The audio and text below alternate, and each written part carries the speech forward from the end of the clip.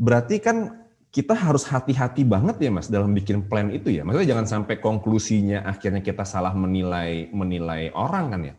Karena bisa jadi mungkin akhirnya pengembangan itu konklusinya adalah rotasi misalnya. Contoh ya, dia ternyata lebih passionate pada divisi yang lain yang kebetulan dia punya skillnya juga gitu. Karena saya punya pengalaman juga Mas. Ini karena kenapa saya nanya gini, jadi kan dulu di perusahaan konsultan keuangan saya itu saya hire orang lah. Nah, terus dia punya hobi fotografi gitu. Dia punya hobi-hobi hal kayak gitu. Terus di tahun depannya kita pindahin ke company saya yang bergerak di digital marketing gitu. Itu artinya pas saya lihat bisa juga ya ternyata ya. Maksudnya kalau kayak kita di akuntansi kan itu kan sebetulnya ilmu yang harus dipelajarin ya. Saya mungkin hampir nggak pernah nemu ada orang hobinya akuntansi, hobinya perpajakan tuh saya hampir nggak pernah nemu gitu. Tapi kalau yang sifatnya kayak hobinya fotografi, dia passionate kan lebih lazim lah. Cuman artinya di titik mana, maksudnya apalagi kalau sudah berhubungan harus ngekat seorang karyawan ya. Di titik mana company itu benar-benar memastikan bahwa ini orang udah nggak bisa deh, udah nggak bisa lanjut lagi sama kita. Nah, apalagi ini berhubungan sama Mas Ivan yang bilang bahwa gara-gara pandemi ini ada istilah VUCA ya. Mungkin Mas Ivan yang tahu tuh. Iya, VUCA. Iya, VUCA tuh. Artinya mungkin company agak nggak berani amat membuat plan yang sangat long term gitu. Ngelihat dengan apa yang terjadi di pandemi ini ya. Kemampuan buat beradaptasi dituntut lebih baik lah.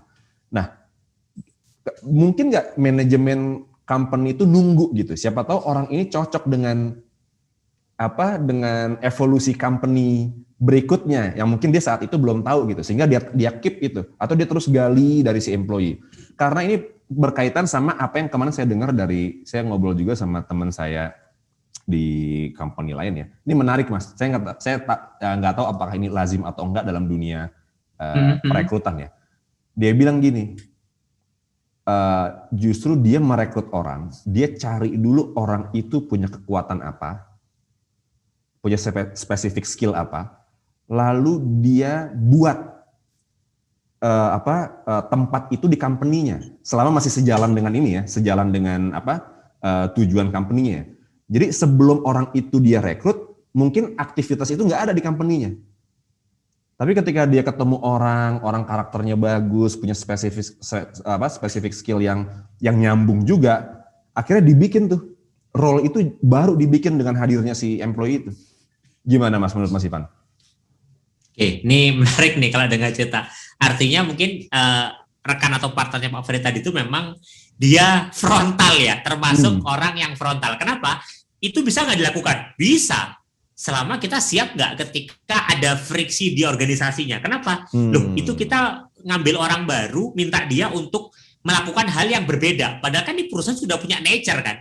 Nah, kalau tiba-tiba bertabrakan, itu bisa berdampak fatal untuk organisasi. Jadi, kalau dibilang bisa nggak? Bisa, tapi memang ya butuh kesiapan. Nah, artinya apa? Ini benar-benar perubahannya yang mau dibuat adalah frontal. Ya karena yang di perusahaan ini, misalkan yang sudah ada ini, nggak mau berubah, ya aku ambil orang untuk dia mewarnai culture-nya. Yang itu juga di salah satu perusahaan yang pernah saya bantu juga pernah dilakukan. Ada yang berhasil, ada yang gagal. Yang gagal karena akhirnya tabrakan kan, ada orang baru yang nggak tahu sistem, nggak tahu aturan, dia bikin sendiri, dia bikin proses bisnis baru, nabrak dengan yang lama. Yang lama nggak suka, yang baru punya target, dia harus bikin sesuatu yang baru. Jadi akhirnya nggak ketemu nih Pak. Akhirnya yang disuruh berinovasi biasanya akhirnya mental itu, karena ada culture perusahaan lama kan. Tapi ya selama sebagai orang bisnis itu punya punya visi ke depan tentang itu, kenapa perlu seperti itu sih sebenarnya nggak ada masalah ya. Cuman memang resikonya kan perlu ditanggulangi. Makanya banyak perusahaan yang lebih memilih untuk ya mau nggak mau yang di sini ini yang kita rubah gitu. Daripada kita ngambil orang yang akhirnya konflik kan. Sedangkan perusahaan ini biar bisa bertahan pada saat VUCA ini kan harus bareng-bareng. Kalau pas VUCA tiba-tiba masih ada konflik internal malah bahaya kan untuk performa perusahaan. Jadi banyak perusahaan yang nggak memilih itu. Lebih memilih ya udah yang aku sudah punya ini, yang sudah berjalan ini, aku paksa mereka untuk berubah. Memang lebih mahal cost-nya daripada kita nge-hire orang untuk explore ya gitu ya.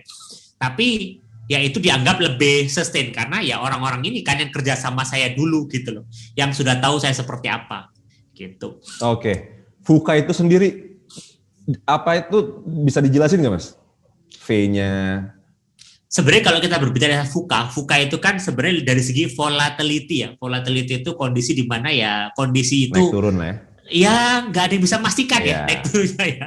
Terus uncertainty itu tuh dia nggak pasti ya, mirip dengan volatility tadi ya. Nggak bisa diprediksi lagi ke depan akan seperti apa. Kita nggak bisa bilang hari ini tuh besok itu akan sama dengan hari ini. Nggak ada. 1+1 bisa jadi 10. Kenapa? Ya karena dunianya udah berbeda. Habis itu complexity. Masalahnya sekarang kan makin beragam ya. Kita kerja itu sekarang bisa jadi ngadepin hal-hal yang lebih kompleks daripada dulu. Terus ambiguity, nah, kondisinya ambigu ini, saya gimana harusnya gimana nih situasinya ya. Saya nggak jelas nih, nggak tahu dengan jelas nih ke depan akan seperti apa. Maka kalau dibilang VUCA itu ya kondisi di mana kalau saya coba simpulkan gitu ya kita nggak bisa memprediksi lagi ke depan itu seperti apa. Makanya disebutnya ya VUCA gitu. Iya. Nah, balik lagi nih Mas ke rencana pengembangan diri yang tadi Mas Ivan bilang ya. Mas Ivan pernah nggak dari pengalamannya gitu nemuin, karena saya di company saya ada juga mantan karyawan kita yang menunjukkan reaksi seperti yang akan saya ceritakan ini, bahwa ketika pengembangan diri itu di set dan di planning oleh company gitu, lalu dijalankan oleh divisi terkait, itu dari awal aja dia sudah resistance. Gitu, karena mungkin udah ada daily job yang harus dia selesaikan, tiba-tiba ketambahan lagi sebuah aktivitas lah atau sebuah PR dari trainernya, misalnya Mas Ivan ngasih PR gitu ke si karyawan saya yang di develop segala macam. Ya walaupun kalau kita bicara logiknya, ini kan buat lu juga gitu, buat gimana. Tapi pernah nggak, maksudnya dan banyak nggak ada karyawan yang ini ngapain sih kayak gini-ginian gitu. Maksudnya dia mungkin orang yang berpikir datang kerja pulang, akhir bulan digaji gitu, nggak perlu pengembangan apapun gitu. Sayangnya ada Pak, dan memang banyak ya, saya bisa bilang banyak. Kenapa? Ya karena mungkin kebiasaan ya. Kebiasaan artinya apa? Kita itu kan sangat dipengaruhi sama lingkungan kita. Gini, misalkan kita semangat belajar, tapi lingkungan kita itu orang-orang yang, ngapain sih lu belajar? Ngapain lah. Kalau cuma sehari 2 hari nggak apa-apa. Kalau 3 tahun, 5 tahun seperti itu, ya akhirnya kita kayak, ngapain sih ini? Jadi memang karena lingkungan ya Pak ya. Jadi bisa ini lingkungan kantor maksudnya? Lingkungan kantor, lingkungan kantor. Alah lu belajar nggak belajar, toh ya hasilnya sama aja. Lu belajar nggak belajar juga performanmu juga sama aja. Malah itu dia nggak belajar, malah performanya bagus. Nah ini nih yang saya bilang apa ya, hal-hal negatif, pandangan negatif yang ya seringkali akhirnya mempengaruhi sosok-sosok yang sebenarnya mau belajar gitu. Jadi ini yang sebenarnya perlu dirubah mindsetnya. Apa yang harus company lakuin gitu ketika ada sebagian kecil employee yang resistance gitu? Ini menarik nih pertanyaannya. Terus harus seperti apa company-nya? Nah, kenapa ini bisa terjadi? Kita perlu runut ya. Kenapa kok akhirnya ada budaya bahwa lu kerja, lu belajar nggak belajar, ya lu gitu-gitu aja. Ternyata setelah diamati memang, ya karena perusahaan juga nggak ngasih ruang, nggak ngasih semacam ruang untuk dia bertumbuh. Artinya gini, ruang untuk bertumbuh itu artinya gimana sih? Dia dikasih kesempatan belajar. Enggak sih, enggak cuma itu. Artinya gini, perusahaan itu perlu ngasih ruang bahwa kalau kamu belajar, apa yang terjadi dengan diri kamu? Apa yang terjadi dengan karir kamu? Itu perlu dijelaskan dengan clear. Nah ini yang kemudian kadang perusahaan nggak clear, nggak dikasih ruang. Jadi dianggapnya ya yang penting lu kerja aja lah, nggak usah belajar. Dan banyak kan yang seperti itu gitu, karena dianggap kalau pinter nanti tiba-tiba resign dari perusahaan kan gitu. Iya. Nah ini sayangnya mindset yang perlu dirubah juga dari pelaku-pelaku di perusahaan, karena banyak yang menganggap wah ini kalau jago malah nanti saya susah cari penggantinya, dia pinter. Akhirnya udahlah nggak usah dikembangkan, gitu-gitu aja. Ini ada ya oknum gitu. Tapi ada juga perusahaan yang ayo kita kasih ruang buat belajar ya, silakan belajar karena kalau belajar seperti ini. Tapi dia nggak dikasih ruang untuk mengimbangi dengan pekerjaan dia. Pekerjaannya tetap dikasih itu banyak. Ya kalau gini deh pilihannya, antara disuruh belajar sama disuruh ngerjain pekerjaan. Sedangkan pengerjaan pekerjaan itu pengaruhnya ke KPI dia. KPI dia kalau nggak capek dia dimarahin sama atasannya. Ya otomatis dia memilih untuk kerja dong. Wong kalau saya nggak belajar nggak bakal dimarahin, tapi kalau kerjaan saya nggak beres nanti malah bos marah-marah. Iya. Jadi di satu sisi disuruh belajar, tapi nggak dikasih kesempatan buat belajar. Gitu. Jadi ya akhirnya kendala juga jadinya akhirnya Pak. Jadi saya banyak menemui juga sebenarnya dia mau belajar, cuman sayangnya nggak dikasih ruang buat belajar. Karena apa? Karena ya dianggap ya lu belajar kan tanggung jawab lu pribadi aja gitu. Oke. Jadi sebenarnya walaupun di era pandemi kayak gini ya, di mana kebanyakan company itu berusaha menghemat budget, menahan yang mungkin pengeluaran bukan core industrinya, sebenarnya budget untuk pengembangan karyawan tuh tetap penting ya, Mas Ivan ya? Walaupun di era pandemi kayak begini ya. Ini menarik nih Pak. Saya harus share pengalaman saya pribadi. Ini karena saya pengalaman pribadi saya berani gitu ya. Justru pada saat pandemi saya itu dapat klien baru yang oke gitu ya. Jadi saya menganalisa sebelum pandemi sama sudah pandemi. Ternyata pada saat pandemi justru muncul klien-klien baru gitu ya, yang bukan dari perusahaan-perusahaan yang gede, tapi mereka baru ngeh pentingnya belajar. Gitu. Jadi pentingnya mereka mengembangkan timnya. Kenapa? Karena perusahaannya kebentur kan. Pandemi kebentur, mau nggak mau orang-orang yang ada ini harus diajak untuk berpikir lebih kencang. Makanya mereka butuh dikembangkan. Jadi menariknya adalah meskipun memang secara budget dikurangi, perusahaan itu akhirnya berusaha mengencangkan ikat pinggang, tapi saya justru melihat karena pandemi banyak perusahaan yang baru sadar pentingnya belajar. Baru sadar pentingnya mengembangkan karyawan. Iya, dan mungkin bisa switching budget kali ya, yang sebelumnya sewa kantor terus sekarang bisa WFH, mendingan budget sewanya dipakai buat pengembangan karyawan ya. Benar Pak. Jadi ternyata trennya menarik gitu. Saya pandemi setahun belakangan ini ternyata setelah saya pelajari, ternyata malah banyak mendatangkan klien baru meskipun secara nominal kemampuan ekonominya emang sudah berbeda dengan dulu ya. Tapi perusahaan-perusahaan kecil berlomba-lomba untuk mengembangkan karyawannya. Gitu. Oke, Mas. Nah, ini mungkin pertanyaan terakhir nih dalam tema apakah setiap employee itu bisa dan perlu dikembangkan ya? Ya. Jadi gini Mas, saya tuh punya cara lah untuk melihat apakah karyawan ini mau berkembang atau enggak, atau cuma mau gitu-gitu aja. Tapi kan saya bukan praktisi di industri ini seperti Mas Ivan. Saya nggak tahu cara saya salah atau benar gitu. Karena bisnis saya konsultan, saya bisa lakukan dengan cara menambah project, menambah kerjaan.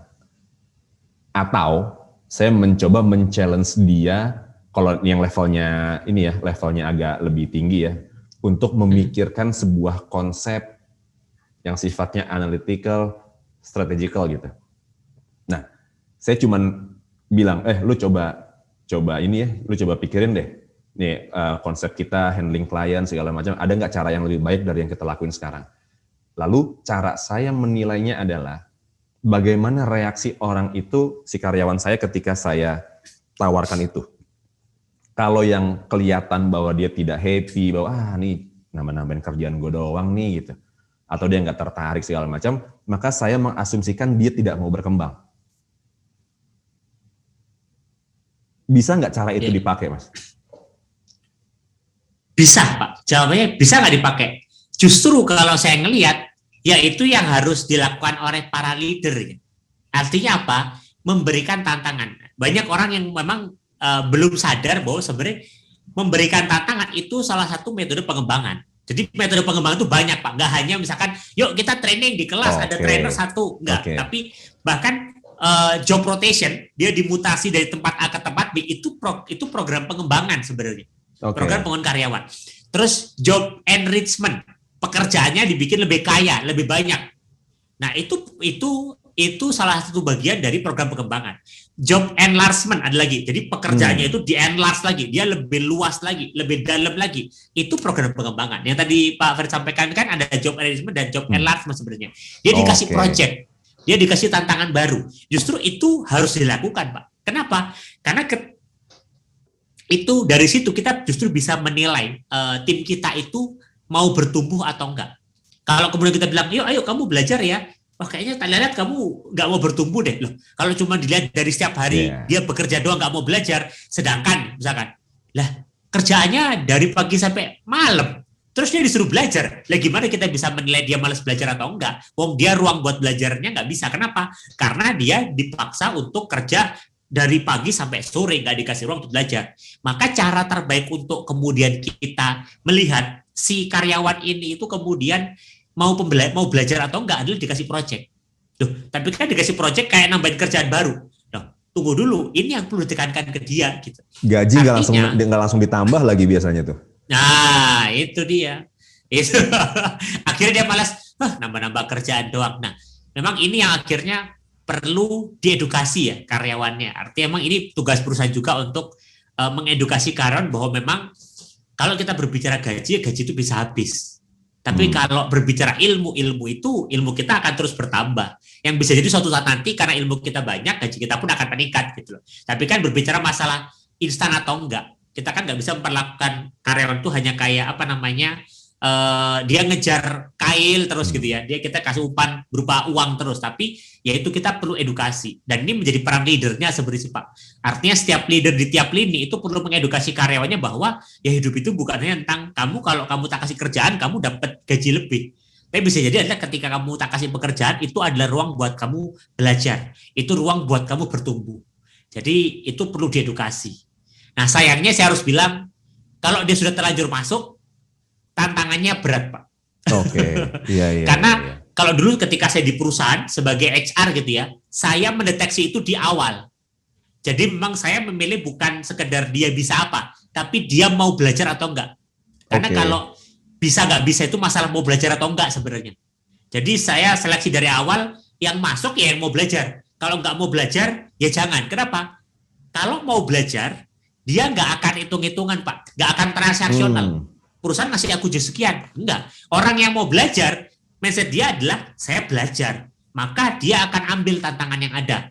Nah gaji pasti akan ngikutin gitu. Jadi memang biasanya ini strategi HR sih ya. Dulu ketika saya jadi HR juga gitu. Untuk melihat apakah dia itu orang yang fokusnya ke transaksional atau enggak, adalah silat dan dia mau belajar atau enggak. Kalau transaksional kayaknya jangan deh gitu. Kenapa? Ya ketika dikasih gaji, dia berhenti belajar, nanti bisa jadi gitu. Maka cari yang benar-benar mau bertumbuh. Nah setelah dia masuk, kita kasih challenge, kita kasih tantangan. Untuk apa? Untuk ngelihat benar nggak dia mau bertambah, dia mau bertumbuh gitu. Jadi ya seperti itu Pak, itu wajib dilakukan sih sama leader. Ya menarik banget ya. Emang kalau udah terlanjur rekrut terus baru kita pikirin konsepnya, kemudian sih pasti lebih effort ya. Ya, benar, dibanding Pak. Kita ngebuang waktu mikirin lebih agak berat di awal gitu kali Mas Ivan ya. Benar Pak. Benar. Nah, Mas Ivan sebagai pesan terakhir nih Mas Ivan, tapi karena kita RCFC ini fokusnya pada bisnis UMKM ya, ada nggak message simple, singkat, padat lah, khususnya buat business owner di level UMKM? Nah, mungkin saya gambarin dulu apa sih kriteria umumnya. Ya dia masih organisasi yang kecil, mungkin ownernya atau ya kalau udah berbentuk PT, di rootnya atau CEO-nya masih aktif banget, masih ngelakuin rekrutmen sendiri, belum ada divisi HR sendiri, misalnya contoh. Ada nggak pesan yang singkat lah, apa yang harus kita siapkan untuk bisa ngedevelop orang yang ada sekarang gitu? Oke. Kalau ditanyakan pertanyaan ini, saya bisa menjawabnya dengan kita beruntung kita hidup di era saat ini.